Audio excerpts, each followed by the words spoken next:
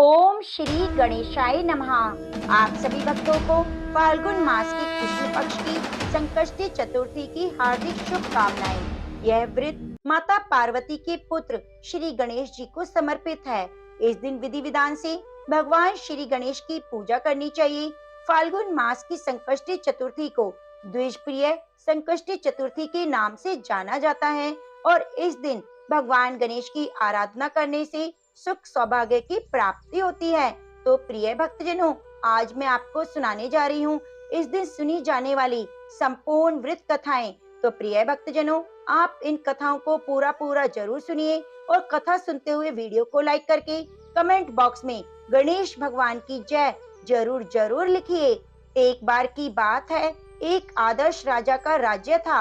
वह राजा अत्यंत ही धर्मात्मा थे। उनके राज्य में एक अत्यंत सज्जन ब्राह्मण थे।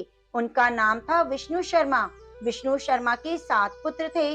वे सातों अलग अलग रहते। विष्णु शर्मा की जब वृद्ध अवस्था आ गई तो उसने सब बहुओं से कहा, तुम सब गणेश चतुर्थी का व्रत किया करो। विष्णु शर्मा स्वयं भी इस व्रत को करते थे। आयु हो जाने पर यह दायित्व वह बहुओं को सौंपना चाहते थे। जब उन्होंने बहुओं से इस व्रत के लिए कहा तो बहुओं ने आज्ञा न मानकर उनका अपमान कर दिया। अंत में धर्मनिष्ठ छोटी बहू ने ससुर की बात मान ली। उसने पूजा के सामान की व्यवस्था करके ससुर के साथ व्रत किया और भोजन नहीं किया। ससुर को भोजन करा दिया। जब आधी रात बीती तो विष्णु शर्मा को उल्टी और दस्त लग गए। छोटी बहू ने मल मूत्र से खराब हुए कपड़ों को साफ करके ससुर के शरीर को धोया और पोंछा। पूरी रात बिना कुछ खाए पिए जागती रही। व्रत के दौरान रात्रि में चंद्र उदय होने पर स्नान करके फिर से श्री गणेश की पूजा की, विधिवत पारण किया। विपरीत परिस्थिति में भी धैर्य नहीं खोया। पूजा और ससुर की सेवा दोनों श्रद्धा भाव से करती रही। गणेश जी ने उन दोनों पर अपनी कृपा की। अगले दिन से ही ससुर का स्वास्थ्य ठीक होने लगा और छोटी बहू का घर धन धान्य से परिपूर्ण हो गया। फिर तो अन्य बहुओं को भी इससे प्रेरणा मिली और उन्होंने अपने ससुर से क्षमा मांगते हुए फाल्गुन मास की कृष्ण पक्ष की गणेश चतुर्थी का व्रत किया और साल भर आने वाली हर चतुर्थी का व्रत करने का संकल्प लिया। तो प्रेम से बोलिए गणेश भगवान की जय। प्रिय भक्तजनों, अब आइए सुनते हैं हर माह की गणेश चतुर्थी के दिन सुनी जाने वाली गणेश चतुर्थी की कथा। एक बार भगवान शिव और माता पार्वती नर्मदा नदी के किनारे बैठे थे। वह माता पार्वती ने भगवान शिव से समय व्यतीत करने के लिए चौपड़ खेलने को कहा। शिव चौपड़ खेलने को तैयार हो गए, परंतु इस खेल में हार जीत का फैसला कौन करेगा, यह प्रश्न उनके सामने उठा। तो भगवान शिव ने कुछ तिनके एकत्रित कर उनका एक पुतला बनाकर उनकी प्राण प्रतिष्ठा कर दी और पुतले से कहा, बेटा, हम चौपड़ खेलना चाहते हैं, परंतु हमारी हार जीत का फैसला करने वाला कोई नहीं। इसलिए तुम बताना कि हम दोनों में से कौन जीता और कौन हारा। उसके बाद भगवान शिव और माता पार्वती का चौपड़ खेलना शुरू हो गया। यह खेल 3 बार खेला गया और संयोग से तीनों बार माता पार्वती की जीत हुई। खेल समाप्त होने के बाद बालक से हार जीत का फैसला करने को कहा गया, तो उस बालक ने महादेव को विजयी बताया। यह सुनकर माता पार्वती क्रोधित हो गई और क्रोध में उन्होंने बालक को लंगड़ा होने, कीचड़ में पड़े रहने का श्राप दे दिया। बालक ने माता पार्वती से माफी मांगी और कहा कि यह मुझे अज्ञानतावश ऐसा हुआ, मैंने किसी द्वेष भाव से ऐसा नहीं किया। बालक द्वारा क्षमा मांगने पर माता ने कहा, यहाँ गणेश पूजन के लिए नाग कन्याएं आएंगी, उनके कहे अनुसार तुम गणेश व्रत करो, ऐसा करने से तुम मुझे प्राप्त करोगे। यह कहकर माता पार्वती शिव जी के साथ कैलाश पर चली गई। 1 वर्ष बाद उस स्थान पर नाग कन्याएं आईं। तब नाग कन्याओं से श्री गणेश के व्रत की विधि मालूम करने पर उस बालक ने 21 दिन लगातार गणेश जी का व्रत किया। उनकी श्रद्धा से गणेश जी प्रसन्न हुए और बालक को मनवांछित फल मांगने को कहा। उस पर बालक ने कहा, हे विनायक, मुझ में इतनी शक्ति दीजिए कि मैं अपने पैरों से चलकर अपने माता पिता के साथ कैलाश पर्वत पर पहुंच सकूं। यह देखकर प्रसन्न हो तब बालक को वरदान देकर गणेश जी अंतर्ध्यान हो गए। इसके बाद वह बालक कैलाश पर्वत पर पहुंच गया और कैलाश पर्वत पर पहुंचने की अपनी कथा उसने भगवान शिव को सुनाई। चौपड़ वाले दिन से माता पार्वती शिव जी से विमुख हो गई थी, अतः देवी के रुष्ट होने पर भगवान शिव ने भी बालक के बताए अनुसार 21 दिनों तक गणेश जी का व्रत किया। इस व्रत के प्रभाव से माता पार्वती के मन में भगवान शिव से जो नाराजगी थी वह समाप्त हो गई। तब यह व्रत की विधि भगवान शंकर ने माता पार्वती को बताई। यह सुनकर माता पार्वती के मन में भी अपने पुत्र कार्तिकेय से मिलने की इच्छा जागृत हुई। तब माता पार्वती ने भी 21 दिन तक गणेश जी की पूजा अर्चना की। दूर्वा फूल लड्डुओं से गणेश जी का भोग किया। व्रत के 21वें दिन कार्तिकेय स्वयं माता पार्वती से आ मिले। उस दिन से श्री गणेश जी चतुर्थी का यह व्रत सभी मनोकामनाओं की पूर्ति करने वाला माना जाता है। इस व्रत को करने से मनुष्य के सभी संकट दूर हो जाते हैं और सुख समृद्धि की प्राप्ति होती है। तो अब आइए सुनते हैं चौथ माता की कथा। पौराणिक कथा के अनुसार एक गांव में एक सेठ सेठानी थे। उनका एक बेटा और बहू थे। बहू सबको भोजन कराकर फिर स्वयं भोजन करती। एक पड़ोसन ऐसी भी थी जो रोज पूछती, बहू आज क्या बनाया, क्या खाया? तो बहू कहती, ठंडो बासी। एक दिन उसके पति ने ऐसा सुनकर विचार किया, आज तो पकवान बनाए जाएं, फिर देखें मेरी पत्नी क्या कहती है। उसने तरह तरह के पकवान बनवाए और घर के सभी लोगों ने एक साथ बैठकर भोजन किया। आज भी पड़ोसन ने पूछा तो बहू ने कहा कि ठंडो बासी। सेठ के लड़के ने सोचा, हो ना हो कोई बात अवश्य है जिससे कि मेरी पत्नी ऐसा कहती है। उसने पत्नी से पूछा, तुम रोज ठंडो बासी खाया ऐसा क्यों कहती हो, जबकि हम सब ने एक साथ बैठकर कई तरह के पकवान खाए। उसकी पत्नी बोली, हम जो खा रहे हैं वह बाप बूढ़ों की कमाई है। जिस दिन आप कमा कर लाओगे उस दिन मैं समझूंगी हम ताजा भोजन कर रहे हैं। अब एक दिन लड़के ने माँ से कहा, मैं एक बड़े शहर में कमाई करने जा रहा हूँ। माँ बोली, बेटा अपने पास इतना धन है, खाया नहीं खत्म होगा। माँ के मना करने पर भी बेटे ने स्वयं कमाने का दृढ़ निश्चय कर लिया और जाते समय पत्नी से कहा, मैं जब तक कमाकर बहुत सा धन लेकर ना आ जाऊं तुम चूल्हे की आग मत बुझने देना। एक दिन चूल्हे की आग बुझ गई तो मन ही मन घबराने लगी, कहीं मेरे पति पर संकट तो नहीं आन पड़ा। जल्दी से पड़ोस में से आग लाकर चूल्हे में रख दूं। ऐसा विचार करके पत्नी पड़ोस में गई। वहाँ पड़ोसन चौथ माता का व्रत और पूजन कर रही थी। पड़ोसन ने कहा, थोड़ी देर में आकर ले जाना। तो बहू ने पड़ोसन से पूछा, आप यह व्रत क्यों करती हैं, क्या मिलता है? पड़ोसन ने कहा, चौथ माता के इस व्रत को करने से अन्न धन लक्ष्मी मिलती है और मनोकामनाएं पूरी होती हैं। अब बहू भी चौथ माता का व्रत करने लगी। दीवार पर उसने चौथ माता का चित्र बनाया। उस दिन घी और गुड़ का चूरमा बनाकर रात्रि को चंद्रमा को अर्घ देकर भोजन किया। ऐसा करते करते बहुत दिन हो गए। चौथ माता ने उस बहू के पति को सपना दिया कि साहूकार का बेटा तू जागे है या सोवे है, तेरी पत्नी तुझे याद कर रही है। घर जाकर उसकी चिंता मिटा दे। तू दुकान खोलकर कंकु केशर का पगलिया बनाकर बैठ जाना। आज तेरा हिसाब किताब चुकता हो जाएगा। अब तो चौथ माता ने जैसा कहा वैसा ही हुआ। उसने घर जाने की तैयारी की और गाड़ी भर के धन दौलत लेकर चल दिया।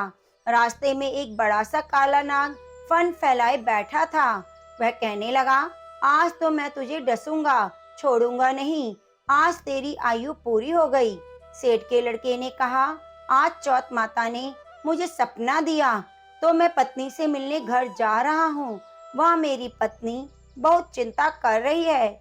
मैं उससे मिलकर जरूर आऊंगा, तब तुम मुझे डस लेना। नाग ने कहा, तुम शपथ पूर्वक कहकर जाओ तो मैं तुम्हें जाने दूंगा, परंतु लौटकर नहीं आए तो मैं तुम्हारे घर में आ जाऊंगा और तुम्हें डस लूंगा।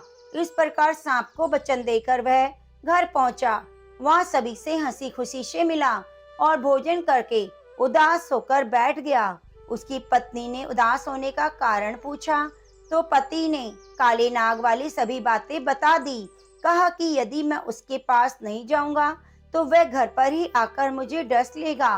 पत्नी बहुत चतुर थी। उसने कहा, आप नहीं घबराओ, मैं एक उपाय करती हूँ। पत्नी ने कमरे की 7 पैड़ी धोई।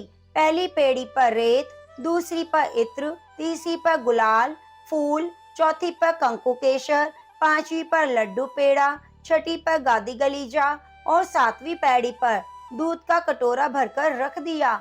इस प्रकार वह 7 पैड़ी सजाकर बैठ गई। आधी रात होते ही नाग आकर पैड़ी चढ़ने लगा। पहली पैड़ी पर रेत में लौट गया और कहने लगा, सेठ की बहू ने बहुत आराम दिया, पर बचनों से बंधकर आया हूँ तो डसूंगा अवश्य। इसी प्रकार 7 पैड़ियों पर नाग आराम करता हुआ और कहता हुआ कि डसने कमरे में जरूर जाऊंगा कि चौथ माता ने विचार किया कि मैं इसे नहीं बचा पाई तो कौन मेरा विश्वास करेगा, कौन मेरी पूजा करेगा। तो चंद्रमा जी और चौथ माता ने उसे बचाने का विचार किया। चंद्रमा ने उजला किया, चौथ माता ढाल बनी और गणेश जी ने तलवार लेकर नाग को मार दिया, ढाल से ढक दिया। अब बहू भी थकी हारी सो गई। लोग बेटे से मिलने आए परंतु बेटा बहू तो उठे नहीं थे। बहुत देर हो गई तो माँ उन्हें उठाने गई तो माँ ने 7 पैड़ियों पर जो कुछ देखा वे बहुत घबराई और बेटा बहू को आवाज लगाई। बेटा बहू उठे तो देखा एक ढाल तलवार वहाँ पड़ी है। ढाल उठाई तो काला नाग मरा हुआ पड़ा था। बेटा बहू ने सोचा कि आज तो धर्म कर्म ही सामने आ गया। जो भगवान गणेश और चौथ माता ने हमारी रक्षा की है। चौथ माता, जैसे आपने सेठ के बहू बेटे की रक्षा करी वैसे सबकी करना। हे चौथ माता, आपकी कथा को जो भी सुने हुंकारा बने, जो भी कथा को कहे उसकी सभी विघ्नों को दूर करना। तो प्रेम से बोलो चौथ माता की जय। प्रिय भक्तजनों, अब आइए सुनते हैं भगवान गणेश के विघ्नहर्ता स्वरूप की कथा। इस कथा को सुने बिना चौथ माता के व्रत की कथा अधूरी मानी जाती है, इसलिए आप कथा को पूरा अवश्य सुनिए। प्रेम से बोलो गौरी पुत्र गणेश की जय हो। एक समय की बात है, भगवान श्री हरि विष्णु का विवाह लक्ष्मी जी के साथ तय हुआ। विवाह की तैयारियां जोरों शोरों से होने लगी। सभी देवी देवताओं को निमंत्रण पत्र भेजे गए परंतु गणेश जी को निमंत्रण नहीं दिया गया। इस तरह निमंत्रण पत्र देते व शादी की तैयारियां करते करते शादी वाला दिन आ गया। बारात जाने का समय हो गया। सभी देवता अपनी पत्नियों के साथ विवाह में उपस्थित हुए तो उन सब ने देखा कि गणेश जी कहीं पर दिखाई नहीं दे रहे। तो वे सारे के सारे आपस में चर्चा करने लगे, क्या बात है, गणेश जी को न्योता नहीं दिया गया या फिर गणेश जी आए ही नहीं। सभी को यह जानकर बड़ी हैरानी हो रही थी। तभी सभी ने विचार किया, चलो विष्णु जी के पास चलते हैं और उन्हीं से पूछते हैं। तो विष्णु जी के पास जाकर उन्होंने कहा, हम आपसे एक बात पूछना चाहते हैं कि आपने गणेश जी को बुलाया या नहीं। फिर वे अपनी इच्छा से आए ही नहीं। तो विष्णु जी कहने लगे, गणेश जी के माता पिता को हमने न्योता भेज दिया है, अगर वे आना चाहते हैं तो उनके संग आ जाएंगे, अलग से न्योता देने की जरूरत नहीं। दूसरी बात यह है कि उनको 1.25 मन मूंग, 1.25 मन चावल, 1.25 मन घी, 1.25 मन लड्डू का भोजन दिन भर चाहिए। अगर हम उन्हें बारात में लेकर जाएं तो उन्हें इस तरह खाता देखकर सारे लोग हम पर हंसेंगे। दूसरे के घर जाकर इतना सारा खाना पीना अच्छा भी नहीं लगता। इस तरह बात चल रही थी तो किसी ने सुझाव दिया कि अगर गणेश जी आ जाएं तो क्या द्वारपाल बनाकर घर पर बिठा देना, कह देना कि तुम घर का ध्यान रखना। गणेश जी को यह नहीं लगेगा कि उन्हें बुलाया नहीं। तो विष्णु जी को यह बात पसंद आई और उन्होंने गणेश जी को न्योता भेज दिया। न्योता मिलते ही गणेश जी बड़े प्रसन्न होकर सज धज कर आ पहुँचे। तो विष्णु जी कहने लगे, आप घर की रखवाली करना। घर की रखवाली के लिए कोई रिश्तेदार तो चाहिए, तो मुझे आपसे समझदार और जिम्मेदार कोई दूसरा नहीं लगा।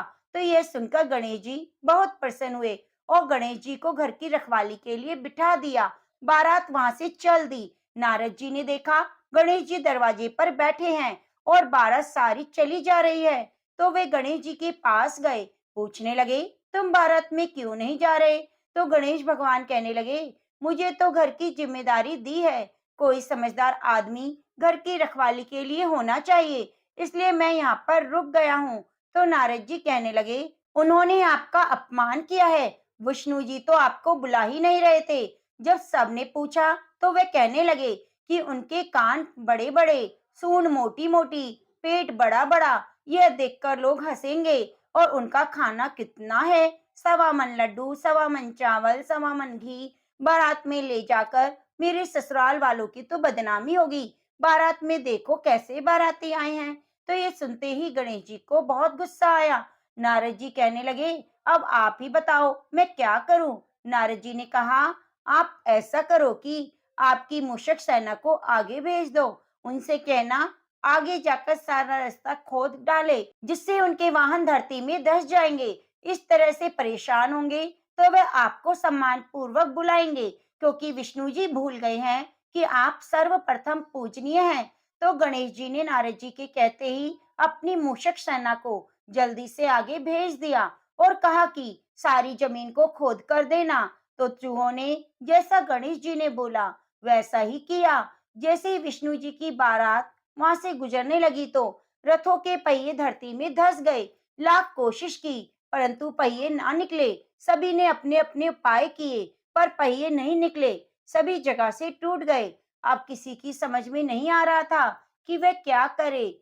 उधर शादी का मुहूर्त निकला जा रहा था तो विष्णु जी बड़े ही परेशान थे। तब नारद जी वहां पहुंचे और कहा कि आप लोगों ने गणेश जी का अपमान करके अच्छा नहीं किया है। यदि उन्हें मनाकर लाया जाए तो आपके कार्य सिद्ध हो जाएंगे और आप पर आया संकट टल जाएगा। शंकर भगवान ने अपने दूत नंदी को भेजा।